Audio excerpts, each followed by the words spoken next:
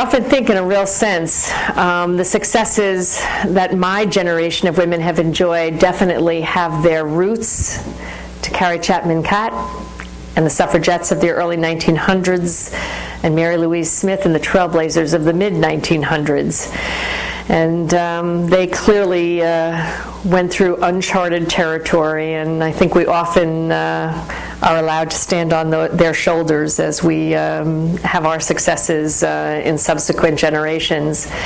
And I have to say, I've had a chance to get to know Diane Bystrom a little bit since I've been here, which is great. And I think these great women that are the namesakes would be very pleased to see what Diane and her small but talented staff are doing to honor their memory and advance the role of women in politics and the civil life of our nation. So hats off to you, Diane, for just great work here.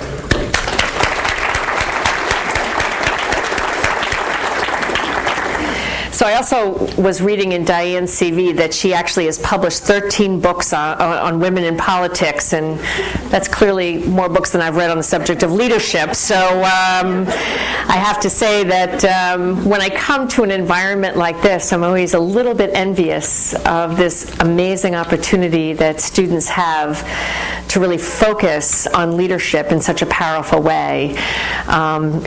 Really have the experience in an interdisciplinary way to think about leadership in a way that I think is fabulous preparation for, your life beyond university. So hopefully you're appreciating it and will put it to great personal and professional use in the future. So this is actually an extraordinary time for women. There's lots of great progress. I think women have broken the glass ceiling in just about every facet of American life. And when I visit places like this and I travel across the world, I really feel very optimistic that women clearly are at a tipping point in a very long journey. When I became CEO of Xerox, there were a handful of women CEOs, 4 to be specific. I was saying to the group earlier, now there are 2 handfuls plus a toe, 11 women CEOs that are in place today in the Fortune 500. There's a lot of great women that we've seen emerge in the political world, a few not so great that ran for the midterm elections, but the fact is a lot of women are stepping into the forefront and taking on leadership roles. One of the things that I think is really extraordinary is that if you think about our last 3 administrations in Washington, we have had 3 extraordinary women as secretaries of state, from Madeleine Albright to Condoleezza Rice and Hillary Clinton, who I know recently was here as well. So lots of inroads, lots of leadership progress in all walks of life. But I think it would be a mistake to be satisfied. I think we can be optimistic about progress, but I'd be the first to say that we actually do have a long way to go. In the long history of the Fortune 500, there have been a total of 22 women CEOs, 11 of whom are in their positions today. And as I mentioned earlier, last time I looked, there's 2 genders, 500 CEOs in the Fortune 500, so 500 divided by 2 equals 250. That ought to be the goalpost, certainly for beginning to relax on the topic. So that's where a center like this does play a critical role. Your internships, your seminars, your leadership education opportunities are such important elements to the development of a new generation of leaders in politics and international affairs. So truly is, I think, a great time. So I've been asked to talk a little bit about what I've learned about leadership at the helm of Xerox and how that has translated into my role now at Save the Children. I'm going to be relatively brief because I'd love to leave enough time for dialogue with all of you. So let me jump in and talk a little bit about my Xerox experience. And I won't rehash the situation I inherited at Xerox over a decade ago. It was a pretty well chronicled story at the time.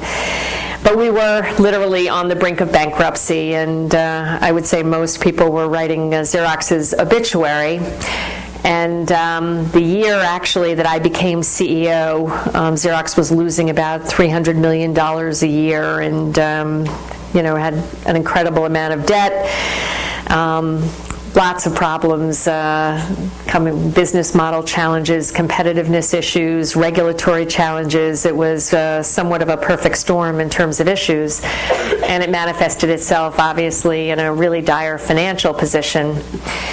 But I tell you that because 5 years later, we were making over $1 billion, and we weren't looking back. And these kinds of results brought a lot of attention to the Xerox turnaround. And when people ask about, how we made that much progress, kind of a dramatic turnaround in a relatively short period of time, the answer to me is always pretty obvious. You do have to have a good strategy, but it can be roughly right. You need to have a good execution plan, but it is clearly not sufficient. The most important thing is the alignment of your people around a common set of objectives. Because at the end of the day, your success is always dependent on the people and their willingness to commit to a cause and its leadership. So that was probably the most amazing insight for me as I kind of made my way through this complex process, that certainly the most important thing was, for a big organization, was to make sure that our people were rowing in the same direction. So as I went through this experience, I made a list of certainly what I would call 5 fundamental things that are characteristic of really good leaders. And the first is about listening. Good leaders really genuinely want to hear what other people have to say, and they want to learn from what they hear. They're particularly focused on their constituencies, their people and their customers. They're connected to the marketplace, and they never delegate that kind of responsibility to anybody else.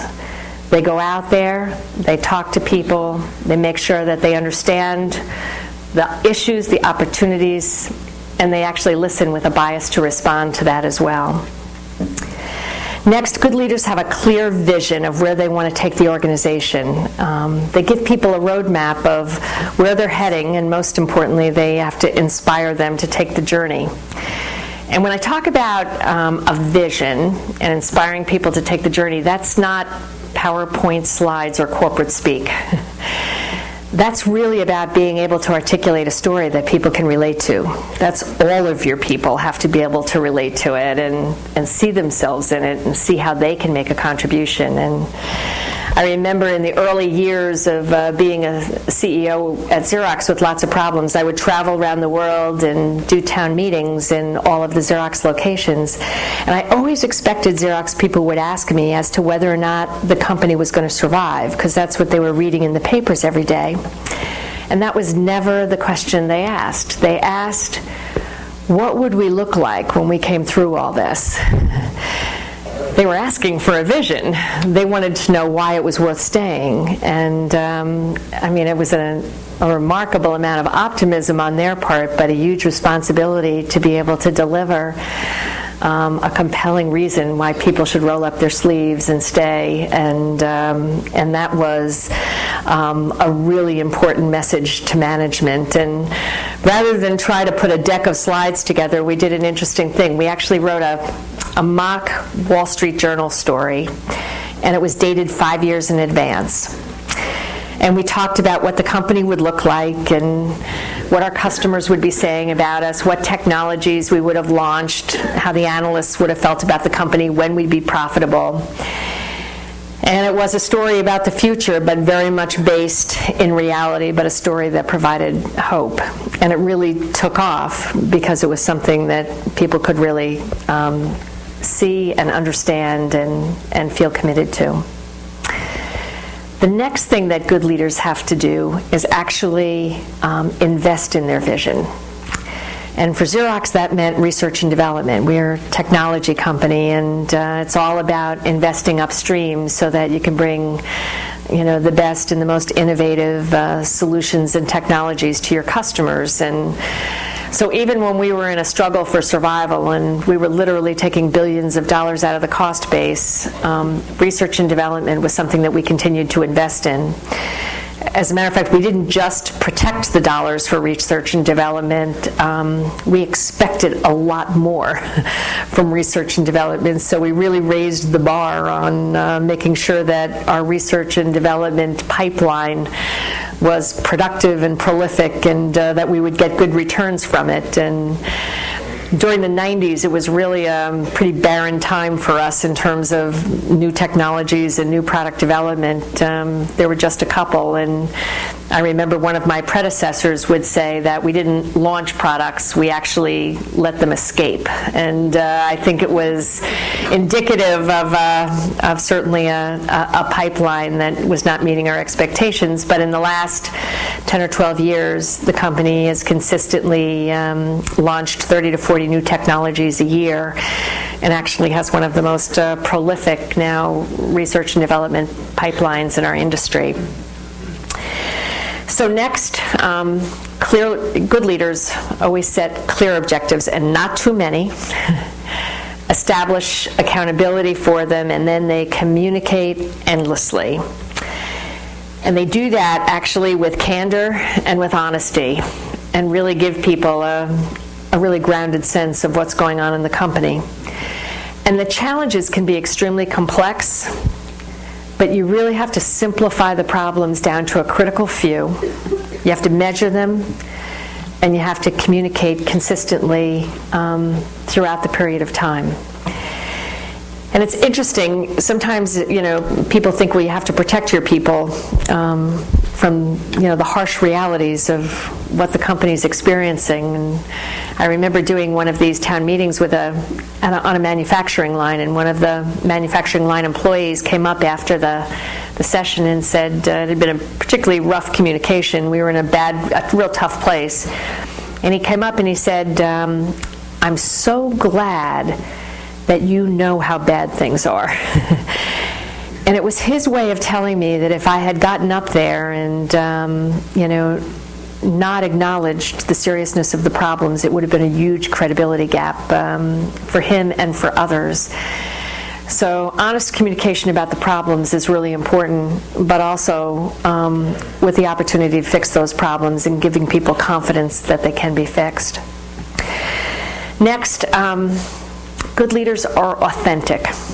And by authentic, I mean they've got a clear and consistent set of values that guide their decision-making and problem-solving.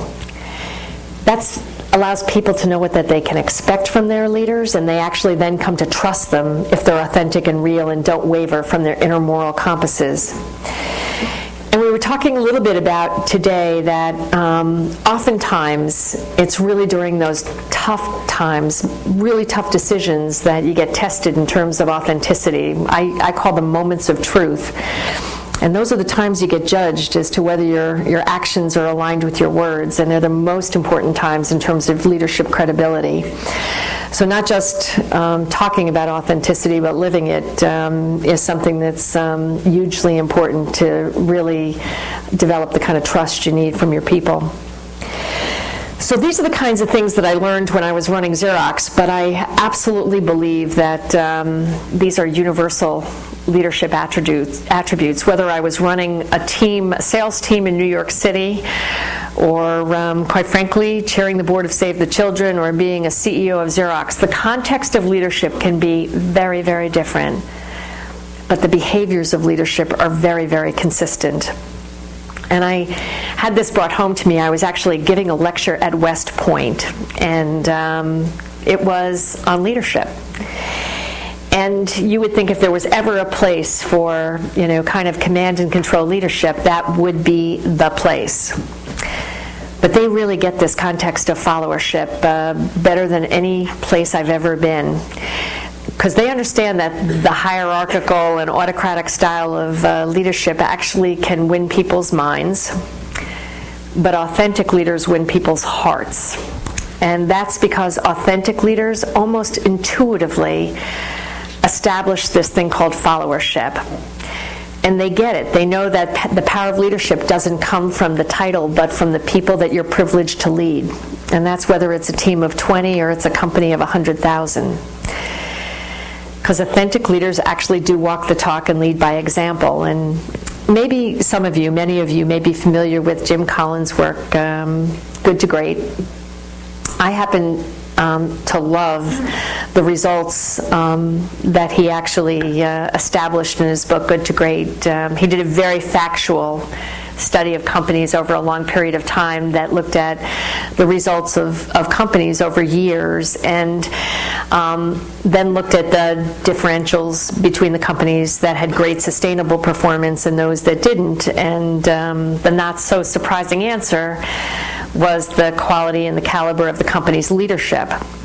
But it wasn't the kind of celebrity CEO leaders that he highlighted. These were leaders that actually over 10 and 15 years had delivered sustained results. They were not household names. And he made the conclusion that the difference between good leaders and great leaders is this kind of paradoxical blend of personal humility and professional will. So they're leaders who build great teams, they give credit to others, but yet they have this unbelievable resolve to do whatever they have to do to make sure that the company is successful. But it is all about the company and making the organization great. So now I'd like to maybe spend a few minutes just talking a little bit about the status of women around the world. And I talked earlier about how lucky we are to have such incredible role models like Harry Chapman Catt and Mary Louise Smith. And because of women like them, in this country, we vote, we run for office, we marry who we want, we divorce who we want, we control our own finances, we own our own bodies, we can live anywhere we want, we can move. But that is not true for a really large proportion of the world, that particularly the developing world, where, quite frankly, basic human rights are not there for women in many, many parts of the world. And, you know, I've had a lot of opportunity to visit some extraordinary places with Save the Children, and in the last few months I've been to Iraq and Afghanistan, and I just got back from Iraq a few weeks ago, and I traveled in Iraq from Basra in the south up through Baghdad and north of Baghdad, fully clothed as an Iraqi woman, and embedded kind of in the communities of Iraq, and for a very short period of time lived a little bit like an Iraqi woman who can't eat with men, who can't drive a car, who barely will make it on average through the third grade because women are not really encouraged, enabled, and don't have access to an educational system. Most of those women were married before the age of 15 in arranged marriages, and live a very, very different life than women in the developed world. And in those situations, families can deny education, food, medical care to girls, by the way, in order to prioritize that for other members of the family. And it's really coming to a point where the situation is actually getting worse versus better because of the extremists that are actually growing in these parts of the world. As a matter of fact, suicides among young women in many parts of the world are on the rise and are reaching dramatic numbers. So this is a situation that has to change. Yes, it's a moral imperative, but it's also a huge economic problem. Because there's this mounting body of research that shows that helping women is probably the most successful strategy for fighting poverty and stimulating economic development in that part of the world. Larry Summers actually had a very good quote in terms of the developing world. He talked about, and I quote, "Investment in girls' education may well be the highest return investment in the developing world." So why is that? Because research shows that when you help a woman, you help an entire family. The money they earn gets reinvested in the family unit. Children live longer, grow healthier, and receive more education. And the plight of women and children are really tightly linked. And today, 22,000 children die a day from preventable causes, things like pneumonia and diarrhea. And these are all solvable problems, and a big part of the solution is actually empowering and educating women to begin to address some of these issues. So this has really got to be a major priority on the agenda screen for global leaders, because in the coming decades, the majority of the global population growth is going to occur in countries where gender disparities are greatest and where repressive traditions and cultures work against women's rights. And that's the bad news. But the good news is that if we're able to break through and actually start to educate and empower women in these countries, it is an enormous emerging market. A recent Booz Allen study suggests that women in the developing world represent what's called the third billion, a market the size of China and India.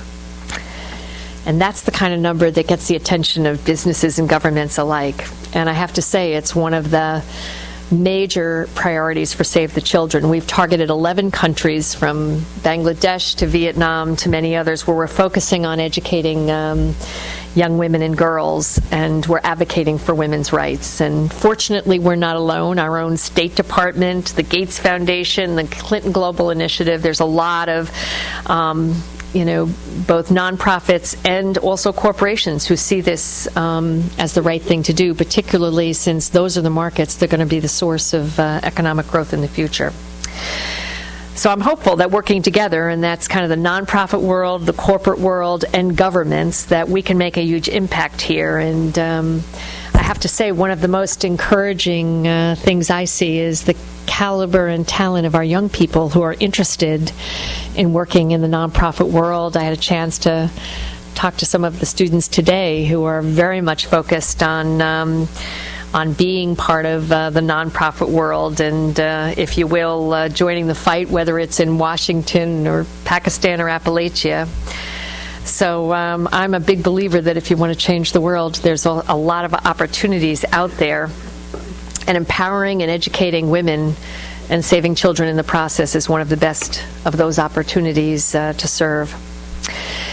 So this is a time that you could say that we certainly have no shortage of problems and issues to address. And we see it, I think, across the country right now. It's certainly fair to say that right now our country has a heap of problems, and there's plenty of blame to go around, but it's not a very productive use of our time.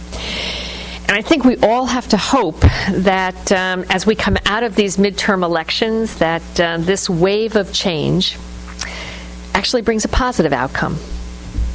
That our political leaders roll up their sleeves and start to deal with the issues, actually start to negotiate and dialogue, and put solutions on the table, and that we don't default into a political standoff that wastes the next 2 years, precious time that are desperately needed to serve the people.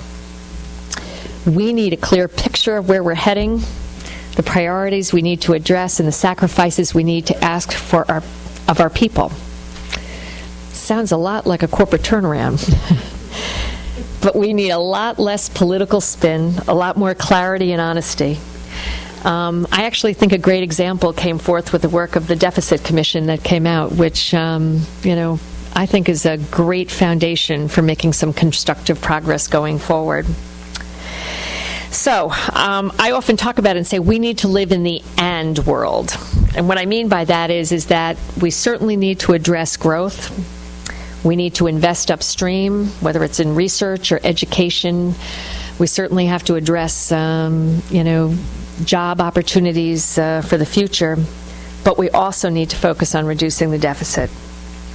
We need to be a lot more responsive to business, but not at the expense of ignoring the underserved, which is a huge problem in this country. We do need to focus on domestic issues, but not be naive enough to think that we can pull back on our global responsibilities. So in other words, we need a lot more logic, a lot less political spin, a lot less polarized views. We need our political leaders to actually act in the interests of the country and the planet, and recognize that individual legacies will always take care of themselves, that humility always trumps hubris. So that kind of leads me back to the theme here that says whether it's a corporation or a nonprofit or whether it's our political leaders, that if you do all those things, followership does come. It's earned. And I think our people are certainly in need. Our issues require it. And I have to say that I'm really encouraged because I think many of you out there, our next generation of leaders, come well prepared to make a contribution with great leadership in developing followership. So, thank you all for being with me tonight, and such a warm welcome here. It's just been a terrific afternoon and evening, and this would be a great time to open it up and take questions and hear what's on your minds. Thank you so much. Thanks.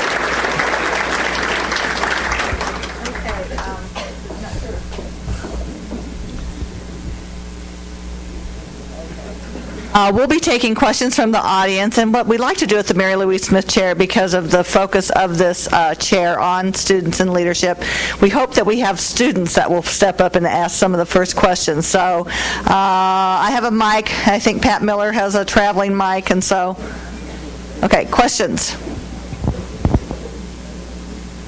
Okay. Over here. Where? Right Okay. over here. Okay. Okay, there you go. Hi, Anne. Thank you so much for being here. That was a lot of great things you just spoke to. For some of the student leaders in the room, I know a lot of the things you said in terms of the qualities of leadership, listening and being authentic, are things we learn a lot about. But the concept of developing a vision, it's something we hear about. It's a competency that a lot of us get to try to think about, but I think it's one of the hardest ones to really work on. Yeah. So can you speak to how to develop a vision, how to articulate it, and then how to take that vision and really move forward and actually execute it? Great. You know, I think fundamentals for developing a vision actually do come from listening. And a lot of that's listening in the marketplace in terms of, what are those emerging needs and opportunities that your customers may express. It comes from, the people inside your company. And so there's, can you hear? Yeah. Oh. No. That should be on. Here, Maddie, you want to go help her? Move it up. Okay. How's that? Any better? Maybe I should use a handheld. What do you think? Yeah. We'll lose that. Yeah. Okay. We'll lose this. Okay. Thank you. Great. Okay.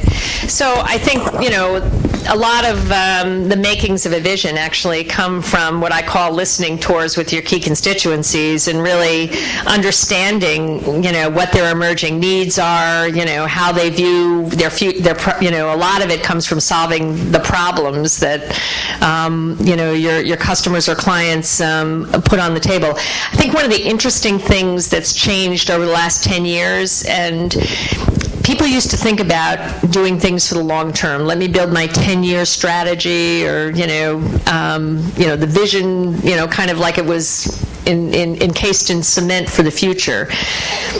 The reality is that the world that we're living in requires a much more adaptive approach to visioning and strategizing for businesses. And that's where they've got to be roughly right, and it's got to be almost a dynamic process that just keeps moving and adapting.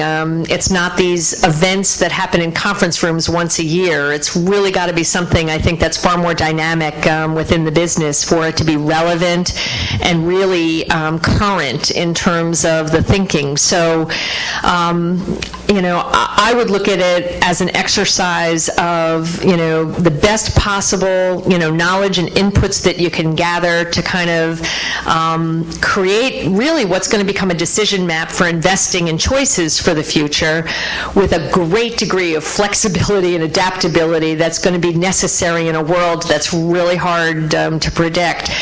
I actually think it's it used to be about being able to predict what was going to happen in the future. Now I actually think it's much more about reacting quickly to what you see. So I think the world's changed from that perspective. And a big part of this is getting ownership throughout the organization, and that's the communicating part. And that's where you actually want people to participate and have input. At its best, you'd love to kind of workshop that vision or strategy with 100,000 people and have them feel engaged and involved. And today we've got the tools to do that. We've got, web tools and authoring capabilities that allow us to gain input in ways that were never possible before. So, I think, getting it out there and getting people's feedback about what they like, what they don't think works, and what their views are is something that's really part of the communication process and getting people to own it within the organization, not having it be this, kind of rigid presentation that comes from the corporate office that is doomed to fail. So I would look at it and say listening, adaptability, kind of moving quickly when you're faced with change, and getting your people to really understand, own it, and participate in the process are all part of that. Questions? I'm the only one with a mic, so here, I'll go back here. Can we get another mic, Pat, do you think? Here. Okay. Here. What made you want to be part of the Save the Children Foundation? Well, I have some of my Xerox customers and colleagues here. And I was at Xerox for 34 years and CEO and chairman for almost 10. And I knew that I wouldn't want to try to replicate that experience and go run another public company. That was not going to be my next step. You feel very lucky when you come out of an experience like that, particularly if you survive it, which is not always to be taken for granted these days. But and I believe we all have to think about giving back at some point, and that's just an ideal point. So I did do my homework, by the way. I looked at NGOs really across the world, and what I loved about Save the Children was the following. They had a long history, so they're not kind of new at this. They have a stellar reputation. So 93 cents of every dollar actually gets to the kids. It's a really lean, well-run, efficient place. They focus on sustainable solutions. Everything they do gets embedded into communities so that it can exist without Save the Children, which is also really important. And in my mind, if you can change the life of a young child, you can change the world. That's the best place to go if you're really, trying to influence and impact, any country, culture, region, whatever. So that's kind of the rationale for it. And I have to say that although I think I did my homework, I'd say in the last year, there's nothing that takes the place of actually going out there and working with the people who do the work. I talked about just coming back from Iraq, and I spent a couple of days with a woman there who trains teachers on identifying kids in classrooms that have been impacted by violence and war. And how to begin to intersect those kinds of behaviors and deal with them in the classroom. And every child in Iraq has grown up in war for 12 years. There's been nothing but a constant war zone. So it is a huge, huge problem. And I watched her in the Train the Trainer session with these Iraqi teachers, and it was so inspiring to see the power of training them to go back into the classroom. So in the space of, the 8 months that she'd been there, she'd literally touched 800 teachers. And you think about maybe how many children's lives those teachers have now touched. It's a really powerful model. So, I'm more inspired today than I was 11 months ago when I joined. Okay. One thing that people face on a daily basis, as students we face it, as leaders everyone faces it, there's struggles. And I know you talked about women breaking through that glass ceiling, but what is one struggle that you faced, and what motivated you to get through those struggles? God, I have to say there were lots of struggles. In a 34-year career, it was not all smooth sailing by any means. And, I would have to say that, probably for me, I reached a couple of turning points where I actually thought I would have to kind of leave the business because, I was bringing up 2 kids and life was complex. My husband was working and, we talk about work-life balance. Sometimes it gets, really difficult, and I have to say I was fortunate enough that before I had the opportunity to do that, the company worked with me to kind of solve the problems along the way. And I'd love to answer your question by saying, you know what? Yeah, you're right. Everybody has them. Everybody has those struggles, and the one difference sometimes between those that overcome them and those that don't are those that ask for help. This is not, I think suffering silently through those kinds of struggles is not a good thing to do. It's really, it's really time to ask for help. And I have so many amazing stories where I was at a point in time that, could have really been a disastrous point in my career, or more importantly in the company, where I reached out for help. I'll tell you one quick story because it's a great story. And we had an enormous amount of debt. We had a kind of a bank loan for about $7 billion that was coming up for renewal, and it was syndicated to 58 banks. And in order to renew the loan, all 58 banks had to sign the renewal. If they didn't, we hit the wall. We were done, okay, bankrupt. So as you can imagine, I began a roadshow to visit all these 58 banks and sell the Xerox story, which went quite well. So we got, over the course of probably 6 months, we got 56 banks to sign up, and 2 held out. And I could not get the 2 banks to sign. And I did everything I knew how to do. Basically, we had 100,000 people at risk here if these banks didn't sign up for the renewal of this revolver credit. So I remember talking to people and saying, what can I do? I've run out of ammunition here. They may just hold us up and the company will go into default. They said, you got to think of who's got power. That's what you got to think about, who's got the power to change the outcome of this story. Who's the most powerful financial person right now that you could call? Now, this is now back in 2002. So I said, Sandy Weil, Citigroup. All right, he is the financial wizard, never met him, picked up the phone, called Sandy Weil and said, I have got to see you. There's a story, and by the way, Citigroup was part of this consortium, but they had already signed. So I went to see Sandy. He sat, wasn't very responsive, by the way, but I sat there and I explained the story, and I told him why he should be confident that this company was going to pay back every single dollar of debt, that this was not going to happen, but I needed his help. 2 banks held out. Never said a word to me in the meeting. Said, okay, thanks for coming. Walked out, got in the car. I'm on the way back to the office thinking, oh, God, what a waste of time. The phone rings in the car.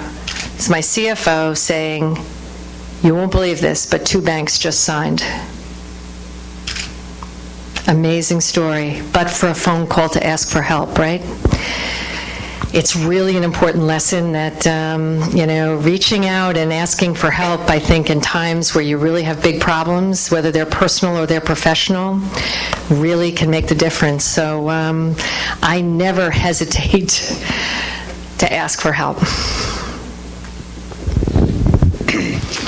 I know I'm sorry, You mentioned humility trumping hubris, and Yeah. my question is, realistically, how much can we expect these corporations to champion the change that you're talking about? Well, interestingly enough, I think, did everybody hear the question? I think, you're saying humility doesn't exactly characterize today's corporate world, so, how much should we expect, that to change? Interestingly enough, I think it is definitely an emerging model of leadership. I think it's happening more and more.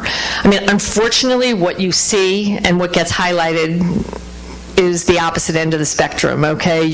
We're seeing the worst stories in terms of what gets profiled on corporate America. So I think, it almost becomes a generalization of how corporations behave and how leaders act, and I think it's not true at all. I think we got a long way to go, and I think there's a lot of bad actors out there who certainly, aren't exactly the models of, enlightened leadership necessarily. But I have to tell you, I can think of so many CEOs that I know who actually really act on behalf of their corporations and have the interests of their constituencies really foremost. And so I think it's out there more than you think. It doesn't make the papers and, doesn't get highlighted. And I actually believe that that's going to, what's going to make it be more pervasive is that those are the leaders that are actually more successful over time. And I actually think that's going to start to happen. I think that's what people want from their leaders. I think that's what, quite frankly, the next generation of people are going to be inspired by, and, those will be the organizations that will keep the talent. So I'm hopeful that it's moving in the right direction and will get to be more pervasive, because that model of leadership is what's going to drive better results. Okay, Charlie, did you have a question? I think she was next, and I'll get over to you. Yep.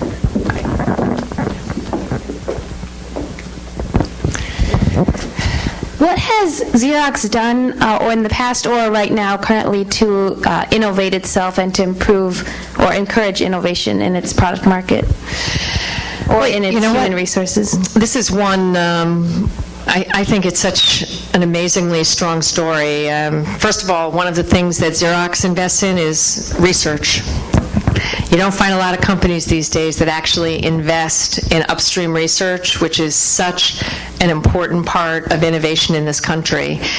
And research is really, very different. It's not product development. It is really solving big problems upstream, lots of failures, lots of collaboration with universities, and it's really an important aspect of what drives innovation in this country. And I would say, even in our worst days, we were maintaining and funding pure research and innovation. We've got 5 research labs in all different places around the globe.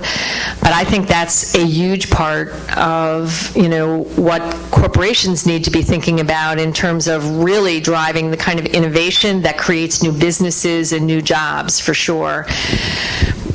I would look and say 10 or 12 years ago, Xerox was a company that was totally defined by black and white static printing. Today, Xerox is a company that has over 50% of its revenues coming from services. Solutions, services, business process services, integrated solutions, dynamic communication processes. It's really totally transformed the value proposition that it delivers to customers. And, it used to be known for black and white printing. Now it's the leader in the world for color communications and all of that had to come from taking investments from one place, mature businesses, and moving it into emerging businesses, which is really important as it relates to really innovating and transforming businesses. So I actually think they're a great model of what corporations should be doing in terms of inspiring innovation and, constantly challenging the status quo with what that next business opportunity will be. But I can't say enough about investing in research. I mean, if you look at what's happened in corporations over the last decade in terms of research dollars that have gone away, it's not, the link between upstream research and job creation is probably one of the strongest links there is in the business world, and we have taken a huge cut out of the job creation that comes from research. Another question? Okay. Jessica, I'll get to you after him. Okay, I think you raised this hand earlier,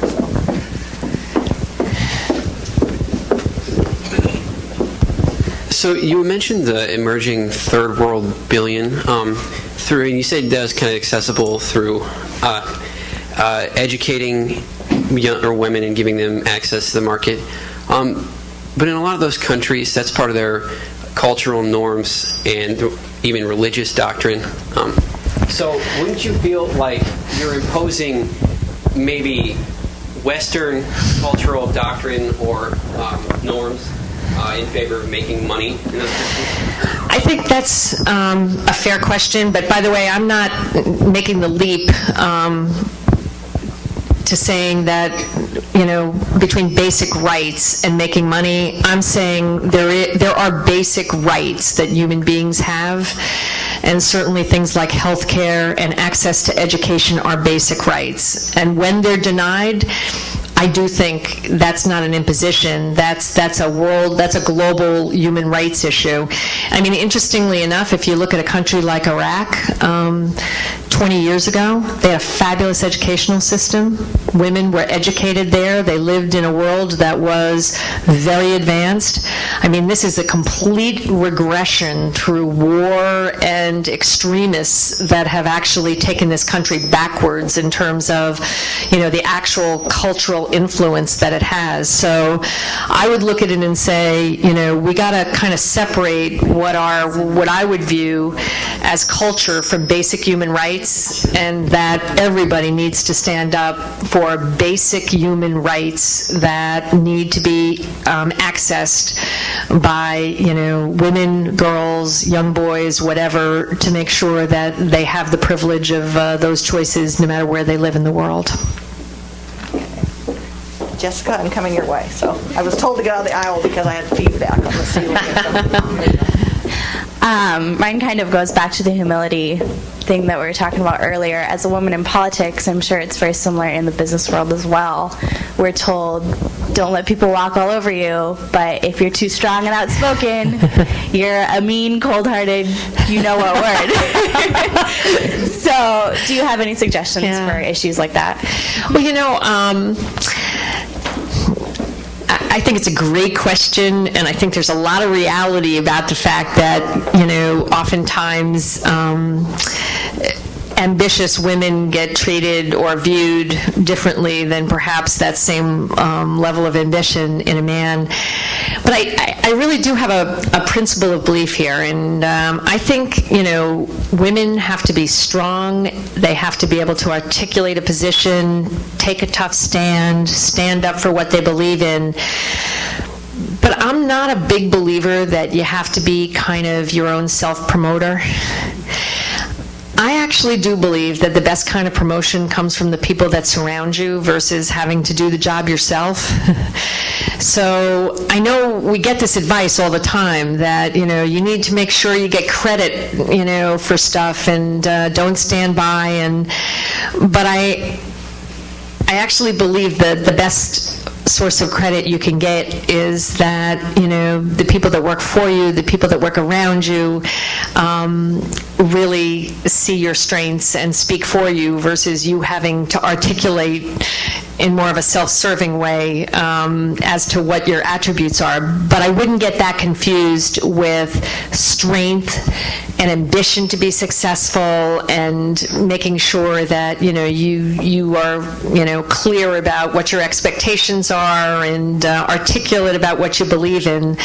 I just kind of like to think that, that whether it's in politics or, business, whether it's a man or a woman, that self-promotion's not the best path that gets better done by your constituencies.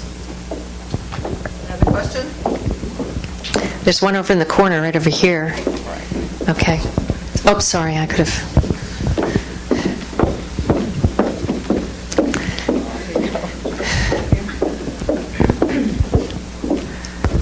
You talked about empowering women, which is something that struck a chord with me.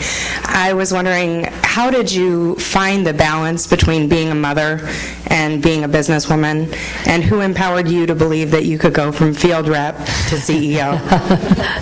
Well, this is probably the time that I should admit that I grew up with 4 brothers and no sisters, and that probably was an advantage in terms of being comfortable in a world surrounded by men. But seriously, I think it actually was an advantage growing up. I think that one of the most important things is that, and everybody has to sort of set their own boundaries for what's important, and they're not the same for everyone. But I knew, as a mother, that I was going to prioritize. I knew that I always wanted my kids never to be confused about what the most important thing in my life was.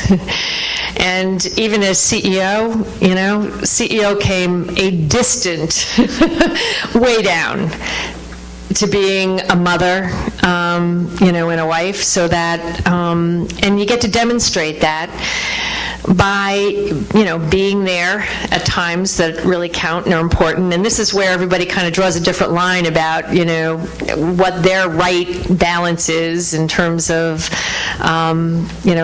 their time at work versus their time at home, or when they're, available for their kids. And, somehow you struggle through, you probably make some mistakes, but I'd like to think that I got it roughly right, that my kids, at the end of the day, were never confused about what was the most important aspect of my life. And I guess that, for me, was the acid test, even if, I traveled a lot, and, one of the things to this day that, I talk to my kids every day. And I got that just because, as I was traveling, I wanted to just make sure that, I had that chance once a day to have that conversation, see how they were doing, hear their voice. And now they're 23 and they're 27, and they're begging me to back off of the phone calls. But but I still call. So, it's doable. And, when I get that question, I often wish that they were here, because I think they could articulate it better than I could, that, they certainly didn't feel at all like they were, somehow disadvantaged by having a mother who had a big career. And part of that is I hope I was there when it mattered, when they needed me, and, it worked. Thanks. I got a question too, ma'am. I just want to know if this organization, I don't know, what is it, Save the Children, is it? Save the Children. Okay, I want to know if you guys work in Africa, and what grounds have you broken into there, especially East Africa? And my second question goes along with what the gentleman asked right there. I'm from Tanzania, and a lot of time what our governments and our people feel is the fact that you're bringing in a culture that a little bit different from ours. We're more closed culture, and sure, men and women are different. But how do you leave that alone and actually get going with business, so to speak? So this is really a good question for me to clarify. So, for example, whether it's Tanzania or whether it's Iraq, all of the Save the Children employees there are nationals. they're not imported from anywhere. They're actually nationals who live there and, are the culture. And, also, for example, in Iraq, all of them are Iraqi nationals, and the Iraqi women, have amazing aspirations to change the lives for their daughters. And, that's something that I think gets articulated from the women there, not imposed, by any expatriate organization that's working there. So it's kind of the Save the Children model is, local, not an expatriate model. So, it is very much embedded within the communities in the country. Yeah, Save's largest, if you will, investment in terms of where its fund goes, it's in Africa. And, throughout Africa, a lot of it actually has been engaged in AIDS and, dealing with children, parents, education with regard to AIDS. Their primary mission is early childhood development, so really trying to intersect the educational process early on, get kids ready for school, for learning, and supporting, if you will, the school system infrastructure for small children. And probably the next most significant thing that they do is this kind of train the trainers model, and now it's really, and particularly in Africa, it's on community health workers. So training local community health workers who can dispense, very basic medicines for things like diarrhea and, pneumonia, really dealing with fundamental health problems that they don't have clinics or doctors to go to. So I'd say kind of training health workers, early childhood education, and obviously specifically AIDS in Africa, but it's a very, very large part of SAVE's work. Okay, I think we have time just for one more question. So, anybody? Question? Okay, Laura? Okay, we'll let Laura introduce Ann and end the conversation. So. Well, thank you very much again for coming. My question is kind of on the obstacles that you had coming from the field rep and now to having, as Xerox, having two female CEOs. Like, what obstacles did they have in terms of diversity? You were saying earlier today that Xerox is kind of ahead of the curve in terms of diversity, and obviously their actions are kind of speaking louder than their words. But what obstacles do they have, and now what action steps are they taking, again, to have two female CEOs? Well, you know what? I think I do think that Xerox was kind of ahead of the curve because they'd focused on diversity for a very long time and built a pipeline, but that doesn't make it immune from, any of the obstacles that, any company has in instances where things don't work the way they should. I think what happened at Xerox is that if you find yourself in a situation where you don't have the results that you want, for example, you find that there's parts of the company, maybe engineering, where all of a sudden you don't have diverse, good representation, you don't have the kind of profile of the organization you'd like, areas of management that, aren't yielding to a, diverse pipeline. You sort of have to break it down and start to set expectations. I talked earlier about today that one of the things I get impatient with is to have organizations focus on good efforts without focusing on good results. And that, you really need to make sure that your good efforts are tied to expectations to deliver good results. So at Xerox, if you find you have a problem, you sort of begin at the beginning. You say, what's our intake looking like? What's our high potential program looking like? Who's getting, the right developmental experience jobs? Start looking at all, how you develop leaders, how you grow talent in an organization. Start looking at all the elements and make sure that you've got a diverse set of people coming through that pipeline so you actually have the ability to get the outcome you want. So I think, when Xerox viewed it had a problem, that's the way you would tackle it, by addressing all the places that can be obstacles obstacles and making sure that they have an inclusive approach to the development and experiential opportunities that are required for leadership. So, and then holding people accountable for the outcome. So, okay, thanks all. It's late. I appreciate all of your participation tonight. It's been great. Thank you very much. Thanks. On behalf of Iowa State University and the Carrie Chapman Cat Center, I want to thank Anne for taking time out of her very, very busy schedule to spend time with us this evening. And I got a lot of information. I know Laura's taken lots of notes for our LAS 222 class. Pat Miller's waving at me in the back. That means that we have brownies over there. For those of you who have stayed to the end, please help yourself. Again, thank you for coming. Our spring 2010 lecture will be by Gwen Eiffel, from PBS Washington Week in Review, right back here in this room on March 31st. So again, thank you for coming. Thank you, Anne. Delightful to have you.